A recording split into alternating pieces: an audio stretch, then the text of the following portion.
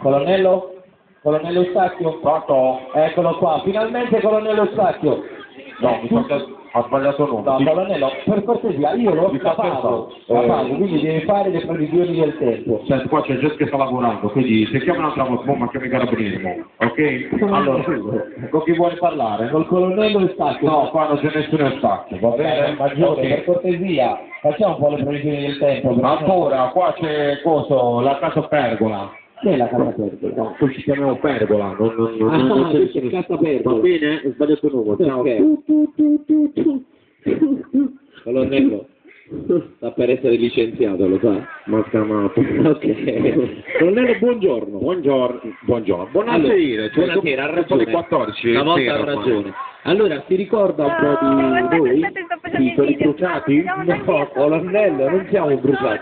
E Sono in dolce compagnia questo pomeriggio. questo pomeriggio è in dolce compagnia, non è con i tuoi colleghi? Noi la mattina lavoriamo, il pomeriggio ci coccoliamo. Mi faceva rima con un'altra cosa, però è meglio non dirlo. Mentre saluto un attimo un'amica che va via, ecco Roberta che parte. Ah, ok, no. Allora, dicevamo...